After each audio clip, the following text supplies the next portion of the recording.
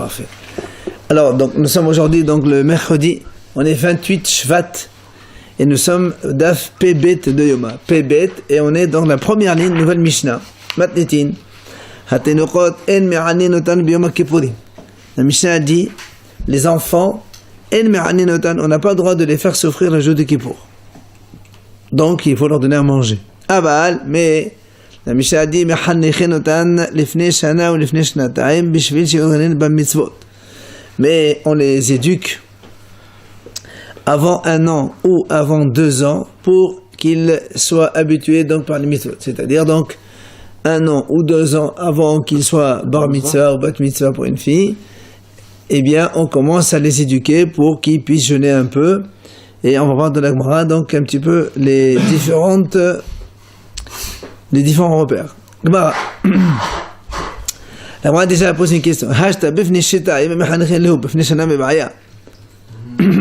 Pardon. Donc nous on a vu dans la Mishnah, on a dit donc avant 1 an ou avant 2 ans, on les éduque. La Mishnah a dit si avant 2 ans on les éduque, c'est sûr avant 1 an aussi. Ouais. Oui. Donc pourquoi on dit avant 1 an et avant 2 ans? Alors Amar Abhazdallah Kasha Habihole Habifari. Abhazdallah dit c'est pas du tout un problème. Avant 1 an pour un homme bon, donc un homme malade, et avant 2 ans pour un garçon en bonne santé. D'accord? C'est-à-dire, prenons le cas d'un garçon à 13 ans, avant l'âge de 12 ans, pour quelqu'un de malade, il commence à jeûner un petit peu, et pour quelqu'un en bonne santé, avant même l'âge de 11 ans. Un enfant, on parle d'enfant. On parle pas de fille aussi. Non, les deux, on parle des deux. Ouais. Moi j'ai pris un exemple, le garçon. Ça veut dire un homme malade. Un garçon, Ouais, un enfant malade, un enfant chéti, comme ça, maigrichon, pas très en bonne santé.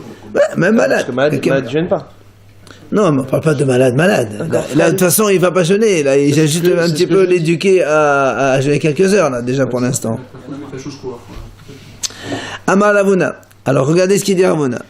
Ben shmone ou 29 mehanichin oto leshaot.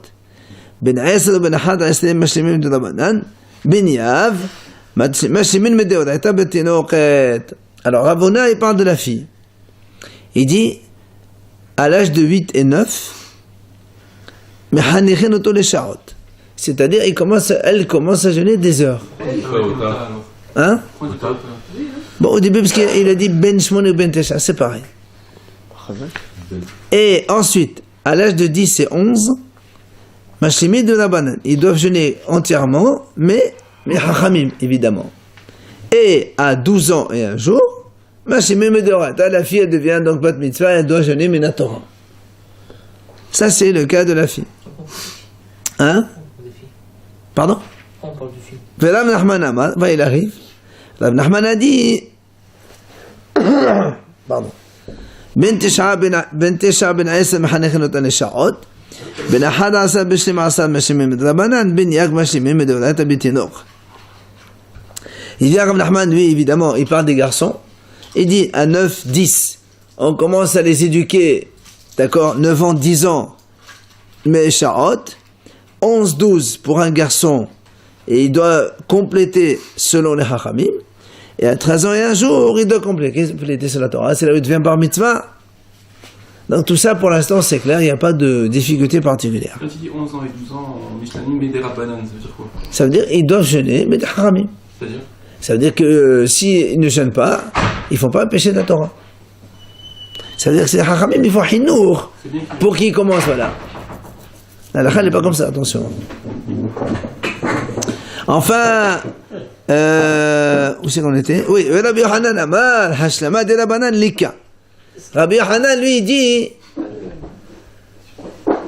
Hashlama de Rabbanan, il n'y a pas. C'est-à-dire, ça n'existe pas de faire jeûner un enfant entièrement, min hachamim.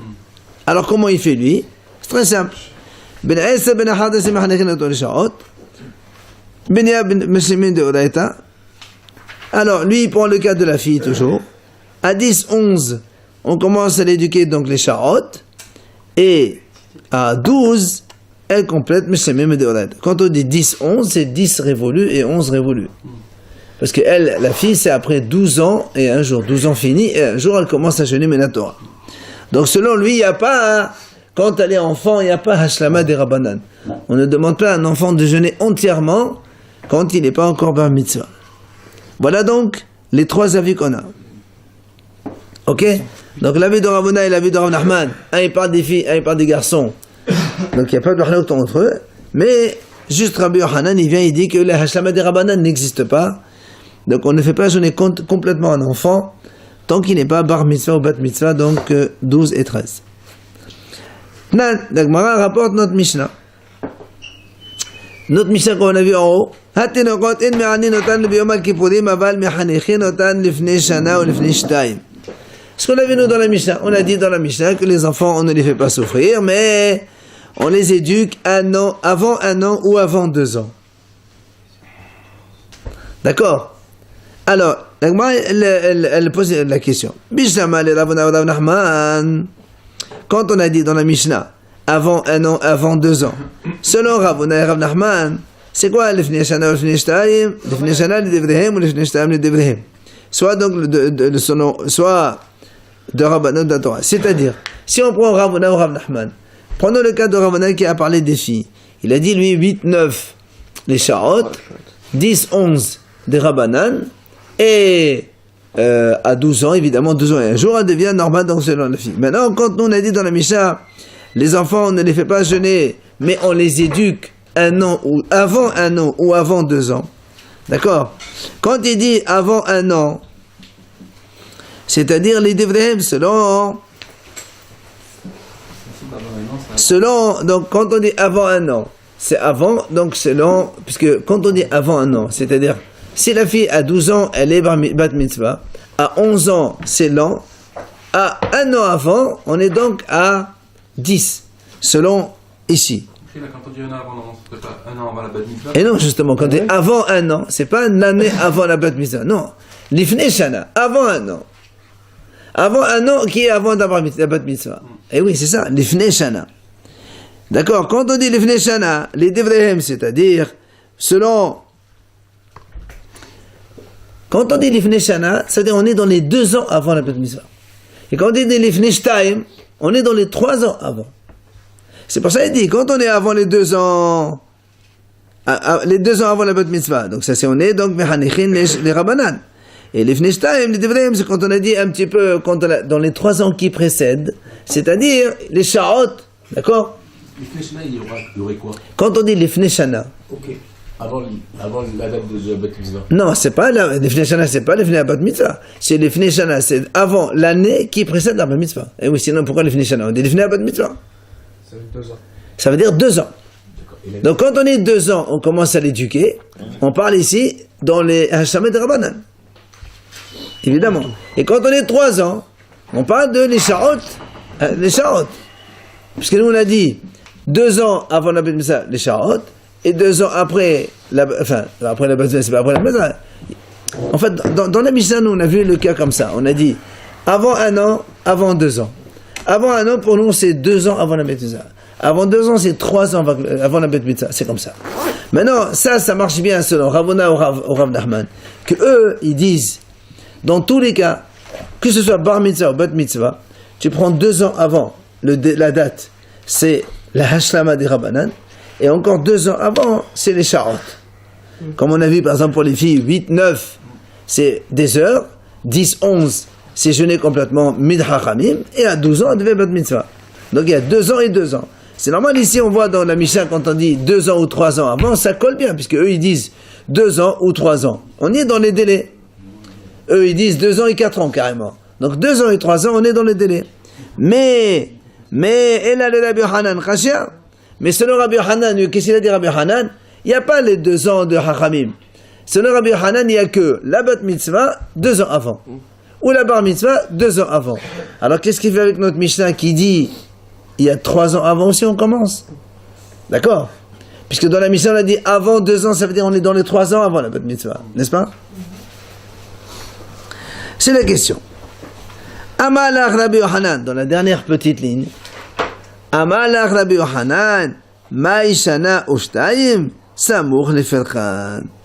En fait, Rabbi Yochanan étudie, monsieur, quand on dit 1 an ou 2 ans, c'est pas, comme tu as dit toi, avant 1 an ou avant 2 ans. C'est 1 an avant le bar mitzvah ou 2 ans avant le bar mitzvah. Comme vous avez compris. Bah oui, c'est logique, hein, à la base, première base. Non, non, c'est pas logique. Quand tu dis avant 1 an, on est avant l'année. Ouais. C'est pas logique. Lui, en fait, il a changé le sens. Quand tu dis avant 1 an de sa bar mitzvah, on est dans les 2 ans avant la bar mitzvah. Et lui, il dit non, l'ifne shana, pour lui, c'est shana, l'ifne bar mitzvah. Ok? Tashma, l'agma va donc trouver une autre question. Détané Rabba bar Shemuel. Il a enseigné Rabba bar Shemuel. Tenokot, en me'anin otan biyom kippurim.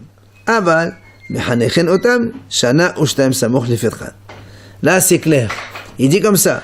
Les enfants, on ne les fait pas souffrir avant, donc, à Kippour. Mais, me'hanechin otan, on les éduque, donc, on commence à leur faire apprendre à jeûner. Et là, c'est marqué clairement. Shana ushtaim, samoch lefetchan. 1 an ou 2 ans avant la bar mitzvah, la bat mitzvah. D'accord? Là, c'est écrit clairement. C'est pour ça maintenant, on pose la question contraire. Bishama Rabbi Yochanan, niha. Et là, les Rabuna Rav Nachman Kaché. Donc ici, au contraire, ça marche mieux avec Rabbi Yochanan qu'avec Ravuna et Rav Nachman. Puisque là, il est marqué clairement 1 an ou 2 ans avant la bar mitzvah, la bat mitzvah, on commence à l'éduquer. Pas avant. Or nous, selon Ravuna, on doit commencer déjà 4 ans avant. Ou même Rav Nachman aussi. Il dit on commence à 4 ans avant. D'accord? Vous aurez rappelé, on a dit que selon Ravuna, lui il a parlé des filles. Il a dit pour les filles, 8 et 9, ils jeûnent des heures. 10, 11, ils jeûnent complètement des hachamim. Donc il y a 4 ans de stage selon lui. Enfin, on va appeler ça un stage. Et pour les garçons, la même chose, Rav Nachman. Il a dit 9, 10, ils commencent à jeûner des heures. 11, 12, ils commencent à jeûner normalement sur le hachamim. Et à 13 ans, ils deviennent de la Torah. Or, ici, qu'est-ce qu'on dit nous? Il n'y a que 1 an ou 2 ans avant la bar mitzvah, le bat mitzvah qu'on commence à les éduquer. Donc, selon Rabbi Yochanan qui a dit on enlève les 2 années des hachamim, ça marche très bien. Il y a 2 ans avant la bar mitzvah ou avant la bat mitzvah. Mais selon Ravuna et Rav Nachman, il y a une question. D'accord? Amadilach Rabanan, ma yichinuch namitratane hashlama. Alors, Hachamim, il te répond, Ravuna et Rav Nachman, ils te disent, c'est pas un problème pour nous. Quand lui, il a dit ici, on les éduque 1 an ou 2 ans avant la bar mitzvah, ou la bat mitzvah, lui, il parle de éduquer dans le sens de compléter, c'est-à-dire jeûner complètement. Jeûner complètement? Ouais. Et eux, qu'est-ce qu'ils ont dit? Ravuna et Rav Nachman, ils ont dit, ouais, on jeûne complètement des Rabbanan 2 ans avant la bar mitzvah ou la bat mitzvah. D'accord? Vous vous rappelez, Ravuna, il a dit, si on prend l'exemple des filles, Ravuna, il a dit, à 8 et 9, ils jeûnent des heures. À 10 et 11, ils jeûnent complètement. Oui ou non? Oui. Donc, nous, on a dit, voilà, ici, il y a marqué que 1 an ou 2 ans seulement avant. Il dit, oui, 1 an ou 2 ans qu'on a parlé, c'est pour jeûner complètement. Lui, il ne parle pas des jeûnes horaires. Il parle que de jeûner complètement. Quand est-ce que la fille ou le garçon jeûne complètement? Quand on est à 2 ans avant le délai de la bar mitzvah, la bat mitzvah. Charlotte, il n'y a pas pour eux. Hein? Charlotte, il n'y a pas pour eux. Charlotte, qu'on a vu. Pour lui, non. Pour lui, tu dis, non, c'est pas qu'il n'y a pas. Cette braïta, elle parle pas de Charlotte. Elle parle de Hashtama complète. Alors, l'agma lui dit comment? L'agma dit comment? Tu me dis que Hinour, tu appelles ça. Ici, il y a marqué Mehanchin. Toi, tu me dis, ici, on parle de jeûner complètement. Mais dans ces cas-là, on n'appelle pas ça Hinour. Hinour, comme tu dis, c'est Charlotte. Vihatania. Voilà la braïta, elle dit. Et c'est Hinour. Qu'est-ce qu'on appelle Hinour? Hayad aril l'école b'shte sha'ot, ma'achelin oto l'shalosh, b'shalosh, ma'achelin oto b'arba. D'accord? Comment toi tu me dis que mechanichin, ça veut dire qu'ils jeûnent complètement? Le mot mechaner, ça veut dire commencer à apprendre. C'est le faire le stage. On commence à apprendre. Comme elle a expliqué la braïta là-bas, elle a dit, qu'est-ce que c'est Hinour? Celui qui a l'habitude de manger à la 2e heure de la matinée, par exemple à 9h, ben il va manger à 10h. Celui qui a l'habitude de manger à 10h, il mangera à midi. Donc c'est comme ça qu'on fait. Donc tu vois bien que le mot Hinour, ça n'a rien à voir avec jeûner complètement. C'est uniquement jeûner des petites parties. Et donc on revient à la question contre Ravuna et Rav Nachman. Qu'est-ce que ça voulait dire déjà, jeûner complètement sur la Chachamim? Ça veut dire quoi? C'est Misvat Chachamim, Hinour. C'est-à-dire ça, il fait ce qu'il peut. Non, il jeûne complètement, il doit jeûner complètement. Évidemment, s'il n'arrive pas, bah, il mange. Mais en tout cas, les haramim demandent à ce qu'il jeûne complètement. Le fait qu'il n'y a aucune obligation avant de 10 ans, on peut appeler ça chinois, non? Oui, mais eux, ils ont dit, Ravuna et Rav Nachman, ils ont dit 2 ans avant la bar mitzvah, déjà, il doit jeûner complètement. D'accord, ils n'ont aucune obligation. Non, obligation des haramim. Des haramim. Ben, comme aujourd'hui, un enfant, il n'a aucune obligation de faire Shabbat. D'accord, mais il n'a aucune sanction s'il fait. Ah non, il n'y a pas de sanction, bien sûr que non. Donc, Un enfant n'est pas sanctionnable. C'est chinois, non? Hinnour des Rabbanan, c'est ça. Alors, Amar Rava Baraona, il répond Rava Baraona, il dit, c'est pas un problème. Il y a 2 types de Hinnour. Il y a Hinnour horaire, et il y a Hinnour de compléter le jeûne complètement. Eux, ils parlent donc de Hinnour horaire, et la Bretagne parle de Hinnour complètement, et donc il n'y a plus de questions évidemment. Matnitin, on passe à la Mishnah suivante. Obara shehriha, si une femme enceinte, vous savez qu'une femme enceinte, quand elle sent une odeur, il faut lui donner quelque chose, il faut qu'elle mange de cela, sinon, il y a un danger pour elle et l'enfant. Et c'est pour ça que la Mishnah dit Obara shehriha ma'achilin ta'at shetashiv nafsha. Une femme enceinte qui a senti une odeur, on lui donne à manger à Kippour jusqu'à ce qu'elle soit calmée, apaisée. Ça marche plus, ça maintenant. Bien sûr que ça marche. Encore maintenant C'est une halakha, oui monsieur. Alors, Oui. Holé, on va voir comment, hein, doucement. Holé ma'achilin ta'at biqi'in. Maintenant, un malade, on peut le faire manger selon biqi'in, ce sont des experts, c'est-à-dire selon des médecins. Il y a des médecins qui disent il faut qu'il mange, ben, il faut qu'il mange, il mange. Maintenant, si maintenant on est dans un endroit où il n'y a pas de médecin qui peut donner son avis, eh bien on lui donne à manger tant que lui il le réclame. Quand le malade réclame à manger, on lui donne. Quand il dit c'est bon, je peux tenir, on arrête. Ça c'est halakha. N'importe quel malade. Halakha. Non, c'est n'importe quel malade. On ne parle pas d'un charlot. Non, je pas qu'une femme enceinte. Non, on ne parle pas d'une femme enceinte, on parle d'un malade. C'est 2 cas. On a parlé d'une femme enceinte qui a senti une odeur, après on a parlé d'un malade. C'est 2 cas différents. Une femme enceinte, c'est pas une malade. Gmara. Tano Rabbanan Chachamim nos anciennes. Donc voilà, maintenant on détaille comment ça se passe. Ubara shehriha bisad chodesh ou bisad chazir. Il dit comme ça, une femme qui a senti donc par exemple donc l'odeur de la viande de Beth Amikdash sacrée, ou bien elle a senti de la viande de cochon. Ok? Dans les 2 cas, elle n'a pas le droit de manger. Qu'est-ce qu'on fait?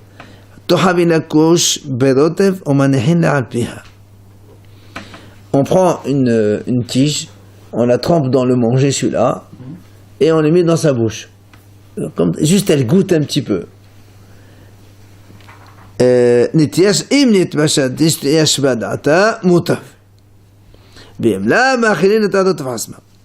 dit, si elle dit c'est bon, elle est apaisée, on s'en arrête là. Mais si elle dit qu'elle n'est pas encore apaisée, on lui donne une cuillère de jus, carrément. Si elle sent par exemple du cochon, admettons. Ouais. On lui donne on lui Un peu de jus. de quoi? De cochon. De Comment? Non, mais je pensais que Le code de chez cochon, c'est pareil. Le code de chez encore pire, parce que Haïmita, l'autre cochon, c'est là. Carrément. Oui. Maintenant, si maintenant elle s'est calmée, on s'arrête là. Si elle n'est pas calmée, on lui donne carrément de la viande. La viande de cochon, on lui donne à manger. Pourquoi on permet cela? Il dit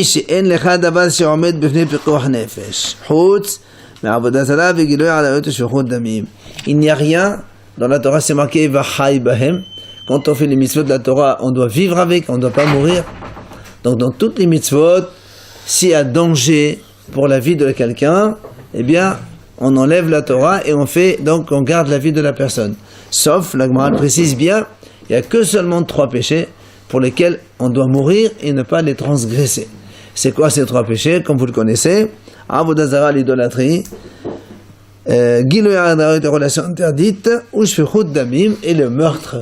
Pour ces 3-là, si on nous oblige à faire ces choses-là, on doit se laisser tuer et ne pas transgresser ces péchés. Dans la Mishnah, ils disent, pour une femme enceinte, si elle sent une odeur, elle mange. D'accord? Elle mange. Ça veut dire kazaït, etc., non? Tant qu'elle n'est pas calmée. Là, on dit. C'est pour ça que la Gemara t'explique. Quand on dit on l'a fait manger, ne crois pas que directement tu donnes une assiette, tu lui donnes. Commence par des petites étapes. Doucement, et tu y vas doucement. Alors, maintenant, la Gemara dit Menalan. Alors, parce qu'on a dit, dans toutes les mitzvot, la vie de la personne, elle prime, Sauf ces 3 péchés-là où donc on se laisse tuer. Pourquoi? Mais dans un doute, tu apprends ça. L'Agmara dit, Détania.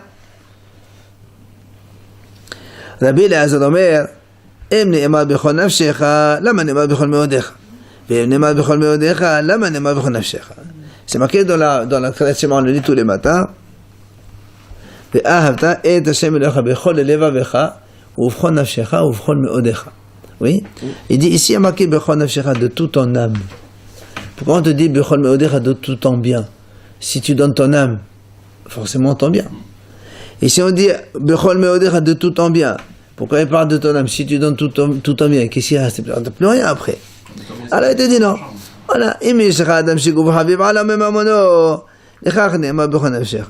ואם יש לך אדם שממון חביב עליו מגופו, לכך נאמר ובכל מאודיך. C'est-à-dire, il y a des gens pour qui l'âme, la vie, elle est plus chère que tout. On te dit même pour ça, ואהבת את השם אלוהיך, devant l'Avodah Zara, tu donnes ton âme pour Hachem. Et puis il y a d'autres qui pour eux l'argent c'est plus important que leur âme, que leur vie. Alors on te dit même dans ce cas-là, monsieur Bechol Meodecha, même si pour toi ton âme elle n'est pas importante, tu dois aussi donner tout ton bien pour Hachem et pour ne pas faire l'Avodah Zara. Donc de là on apprend, quand il s'agit de l'Avodah Zara, on n'a pas le droit de transgresser, on se laisse tuer pour ça.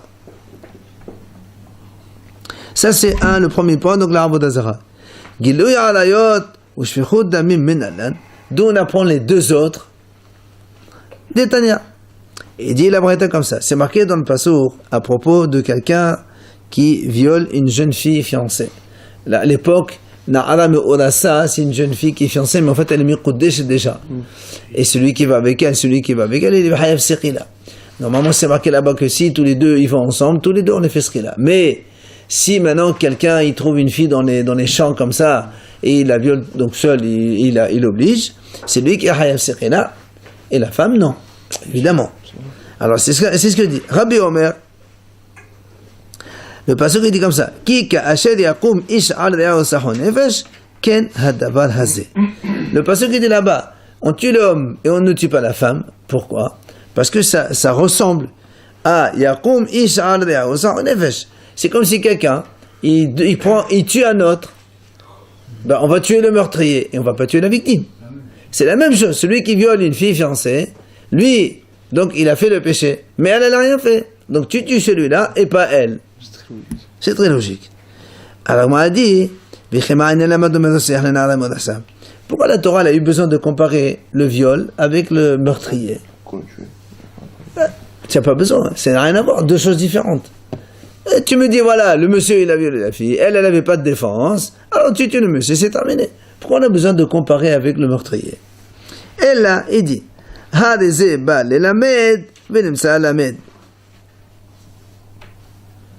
il dit en fait, le meurtrier, il vient nous apprendre, et il se trouve lui-même qu'il apprend de l'histoire de la relation de la fille violée. Comment?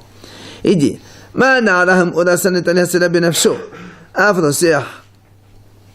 il dit comme ça. De la même façon, si quelqu'un, il voit un homme qui veut violer une fille fiancée, tu le vois, c'est marqué comme ça, si tu n'y arrives pas, tu peux même aller jusqu'à tuer le monsieur avant qu'il commette le péché. D'accord? Hein? Après, mais non, mais avant. C'est-à-dire, tu peux les hatzila, tu peux sauver la fille, même au prix de tuer le monsieur. Avant l'action. Exactement. Ouais, ça, c'est ce que je veux dire. Mais il est en train de forcer. Tu le pousses, s'il ne veut pas, ben, tu lui donnes un truc et c'est terminé. Et il dit, même le rotseah aussi. C'est-à-dire, tu vois un monsieur courir derrière un autre pour le tuer, tu as le droit de tuer le, évidemment, poursuiveur. Même si tu ne sais pas pourquoi il veut le tuer. Ça n'a pas d'importance, il va tuer un juif. D'accord? D'accord? Donc, on a comparé les 2. Donc, comme le violeur, tu as le droit de sauver la fille en tuant le violeur, même le meurtrier, tu as le droit de tuer le tueur pour sauver. Hein? Ou même un juif. Un juif qui tue un juif.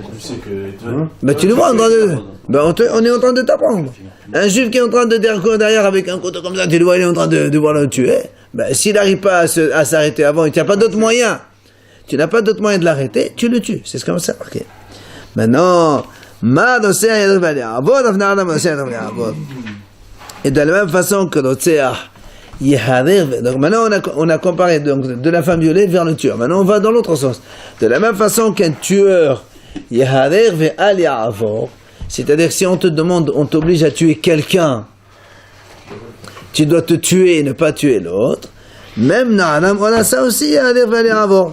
Si on t'oblige toi aussi à aller avec une fille fiancée, tu n'as pas le droit de le faire, tu dois te laisser tuer avant d'aller, donc évidemment, ta fiancée. Donc on voit donc ces deux péchés-là, que on doit se laisser tuer et ne pas commettre ce péché-là. On avait étudié que c'était déparation. Ça, on l'avait fait ensemble.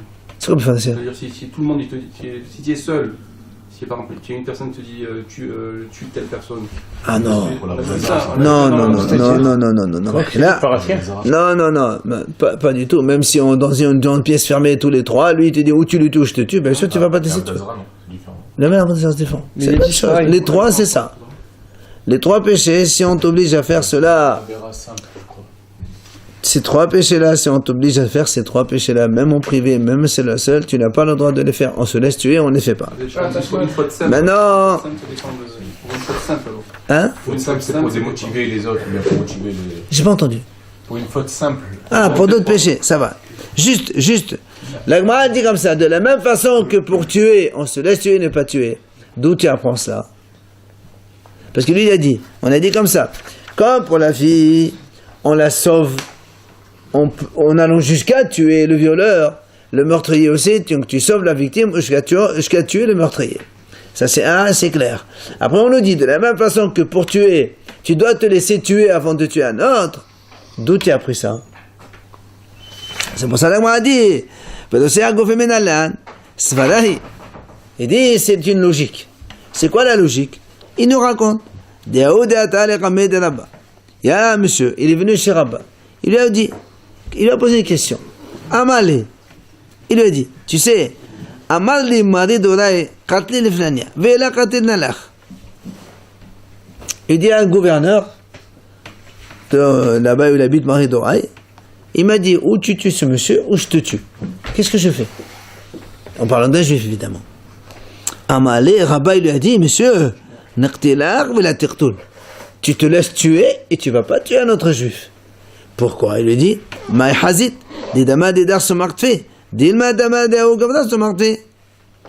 il dit pourquoi? Pourquoi il lui a dit ça? Il dit pourquoi tu veux tuer l'autre? Tu crois que ton sang à toi il est plus rouge que le sien? Pas du tout. Donc de là on apprend. C'est Rabba qui lui a dit, si le gouverneur lui dit ou tu tues un autre ou je te tue, Rabba il a dit tu te laisses tuer et ne pas tuer un autre. Donc de la même façon que dans le meurtre, on doit se laisser tuer et ne pas tuer le prochain. Dans le viol aussi c'est pareil. On doit se laisser tuer et ne pas violer une femme. On va voir le cas de Shahat Hashmad où on doit se laisser tuer. Non, ça c'est pour les autres péchés Shahat Hashmad.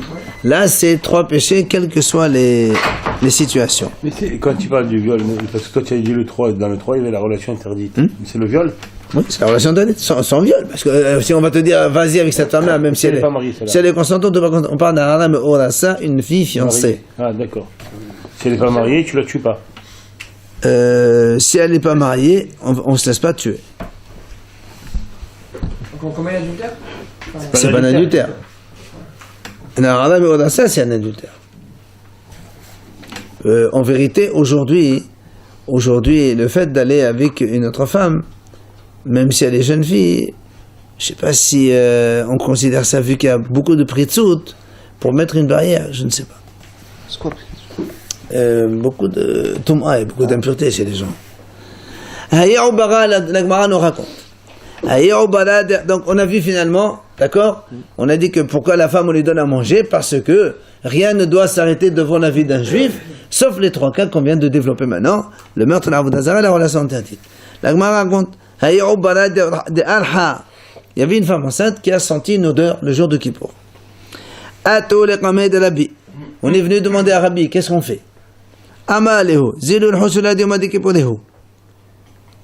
Il leur a dit, allez lui dire dans l'oreille que quand même on est Kippour. D'accord? Réfléchis un peu. Il nous dit dans l'oreille, tu sais, c'est qu'il faut faire attention. Et elle s'est calmée comme ça.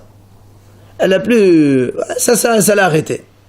بالحجة قضي عليها بتدم الصدقة ببتن يدعتها في غمير. Il a dit le passage suivant sur cette femme-là qui s'est calmée dès avant même que le bébé il sort, puisqu'elle était enceinte. Hachem il l'a déjà protégée puisqu'elle n'a pas mangé des choses qui pour. Nafaq minna Rabbi Yohanan. Qui est sorti de cela? C'est Rabbi Yohanan, le fameux. Maintenant, il y avait un autre cas.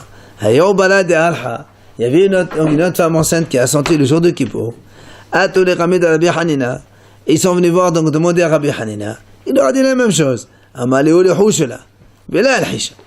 nous ont dit, dites-le dans l'oreille que c'est Kippour. Mais ça n'a pas fait quoi que ce soit. Et donc on a été obligé de lui donner à manger après. Elle a mangé. Zoro de Shaim Meraham. Il dit, c'est-à-dire que déjà, les Rishaim, dans le ventre, ils sont déjà là-bas. Nafaq minna Shavtai Atzat Peri. Qui c'est qui est sorti de ça? Shavtai, c'est un monsieur qui il bloquait les céréales chez lui. Donc il faisait des dépôts, comme ça personne n'a de la récolte, et ça augmente le prix évidemment, et après les gens ils sont affamés. Mais ça veut dire par là qu'il faut comprendre qu'une femme qui mange, elle va donner naissance à... Ça veut dire par là que si la femme elle est assez consciente, elle doit comprendre qu'il y a quand même des choses beaucoup plus importantes, et que Kippour c'est très important, et que la crainte même de Kippour, ça doit les faire oublier cela. Parce que la femme elle a des envies. Elle y pense. Mais si tu dis que c'est Kippour, donc elle doit quand même faire attention, d'essayer un petit peu de détourner son attention vers autre chose. Si elle n'arrive pas, bah tant pis. Quel est le danger d'une femme qui a des envies? C'est marqué, il y a un danger pour elle et pour les bébés. De mourir? Je ne sais pas. Rav, Yosef, il a fait la même chose, non? Yosef. En Égypte. Il a pris les récoltes de blé, etc. Il n'a pas déposé pour lui. Au contraire, il a entreposé il leur a dit à tout le monde, voilà, vous avez 7 ans de famine, allez-y, conservez, faites des dépôts. Ils ont tous déposé, mais Hachem il a fait pourrir toute la récolte. C'est parce que Hachem voulait que Yosef s'en revenisse. C'est pas comme celui-là. Celui-là, il y a de la richesse. Celui, il achète, il dépose chez lui. Allez. On continue. On a dit donc un malade, on le donne à manger le jour de Kippour si les médecins donc décident. Amar Rabbi Yannai. חולה אומר סליח ורופא אומר אינו סליח. שומעים לחולה. מה יטעמה? לב יודע מורת נפשו. Rabbi Yannai dit comme ça. Le malade il dit je veux manger. J'ai besoin. Le médecin à côté il dit non, il n'a pas besoin. Il peut jeûner. On écoute le malade. On lui donne à manger. Pourquoi il dit? Parce que les vieux il n'y a que la personne qui sait son état, elle sent comment elle est. Alors moi, dit pshita, dans ces cas-là, alors c'est évident. Il dit non. J'aurais pu penser qu'un médecin, il a un avis, son avis, il pèse plus que l'avis du malade. On t'apprend que non. Même si c'est un médecin. Et à côté, le malade, il dit non, je veux manger, je sens que ça va aller mal. Eh bien, on écoute quand même le malade et pas le médecin. Ça, c'est le premier cas. Deuxième cas. Dans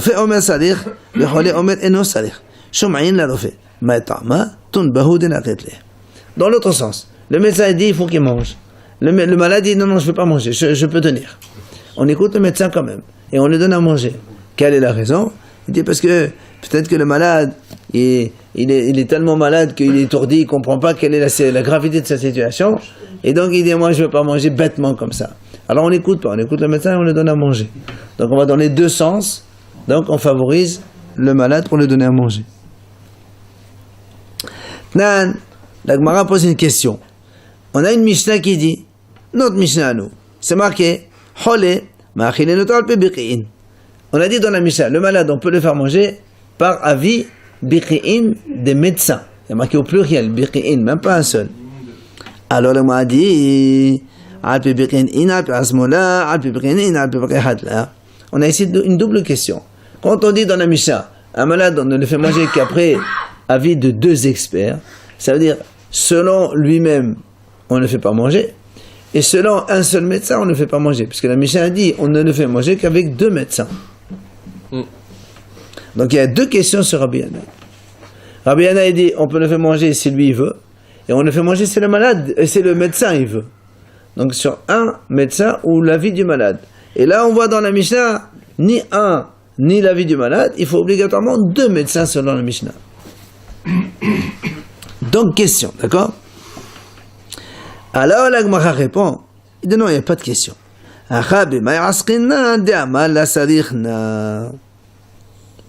dit non. La Mishnah ici, elle parle quand c'est le malade qui dit je ne veux pas.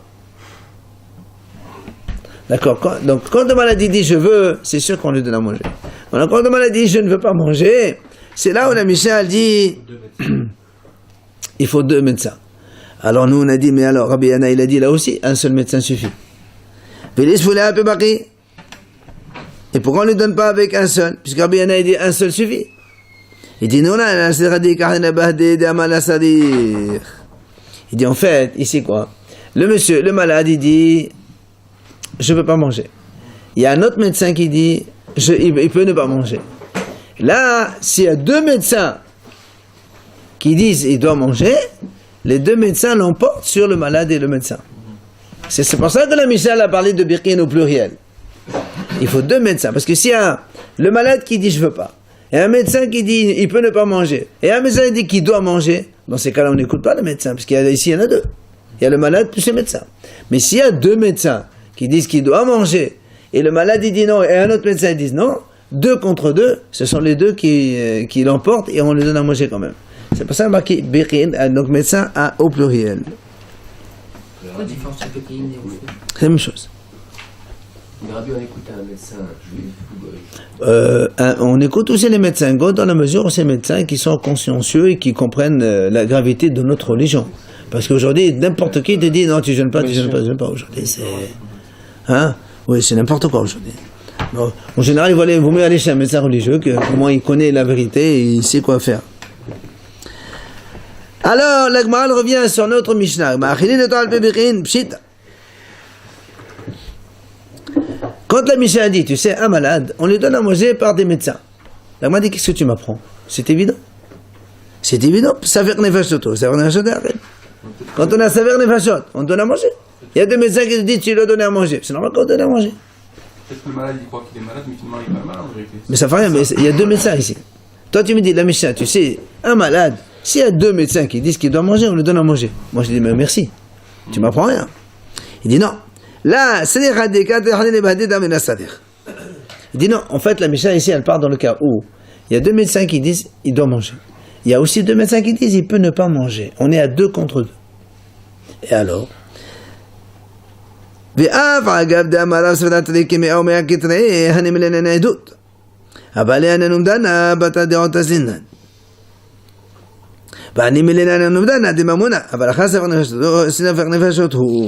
dit, nous on sait que quand il y a 2 témoins, oui, et 2 témoins ils disent voilà, on a vu celui-là, il a fait celui-là, n'importe quel témoignage, 2 témoins.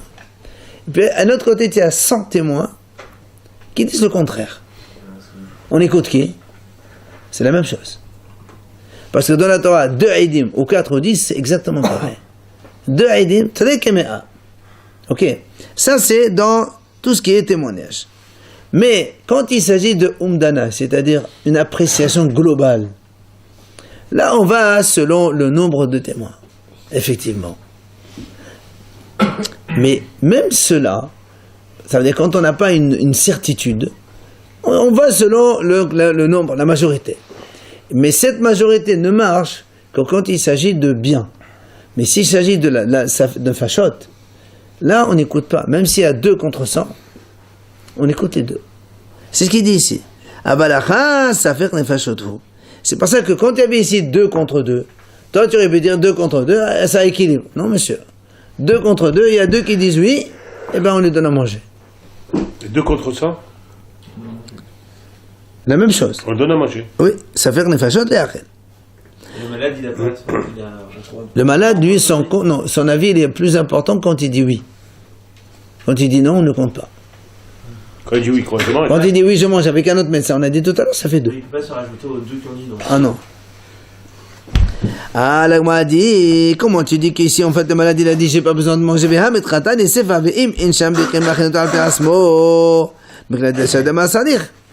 il dit, mais pourtant, dans la c'est marqué là-bas, s'il n'y avait pas de médecin, on lui donne à manger lui-même selon son envie. Donc ça veut dire que dans la Risha, on parle que le monsieur, il a dit, ça veut dire je veux. Si dans la Sefa, on te dit, ça dépend ce qu'il dit. Ça veut dire, dans la Risha, il a dit, je veux. Et pourtant, on a dit, on le fait manger par des experts. Ça veut dire que son avis ne compte pas devant des médecins. Or, c'est pas le cas. Alors, la Gemara dit, en fait, il manque un petit mot dans le paragraphe, il faut le rajouter le passage. Voilà comment il faut dire. Donc, premièrement, il faut lire la Mishnah comme ça. Le malade, on le fait manger par des médecins. Donc, 2 minimum. Voilà ce qu'il faut rajouter. Quand est-ce qu'on a dit qu'on le fait manger par des médecins? Quand il a dit, je ne veux pas manger. Lui, il dit non. Et 2 médecins, ils disent, il faut lui donner à manger, on lui donne à manger. Mais s'il a dit, lui-même, il dit, oui, je veux manger.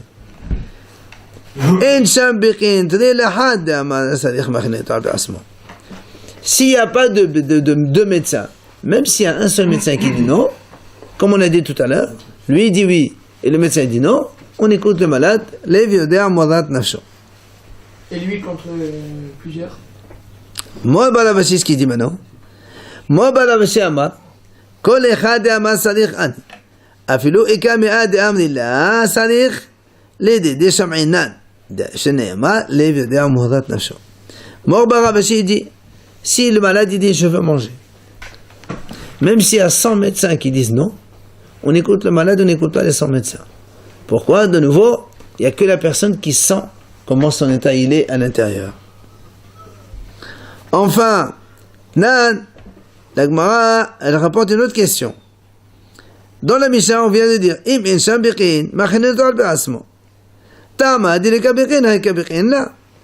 Qu'est-ce qui a marqué? La Mishnah, elle dit comme ça.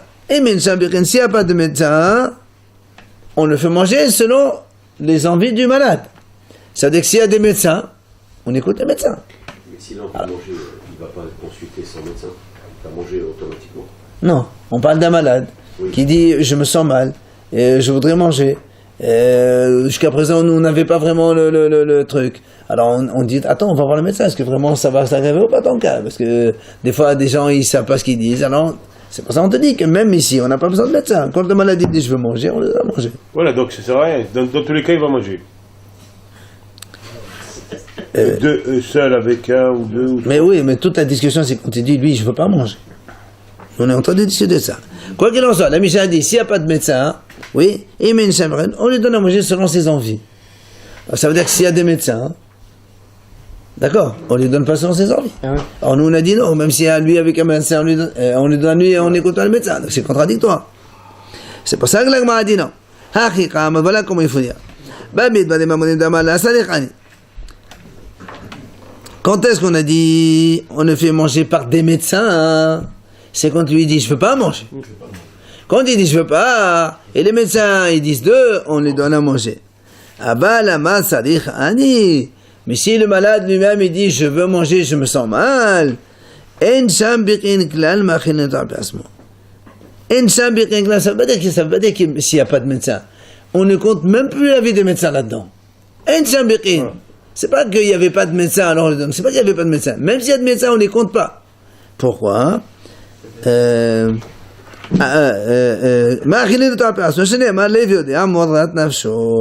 que comme on a dit tout à l'heure, le cœur, donc chacun il sait dans quel état il se trouve, et dans ces cas-là, il peut manger.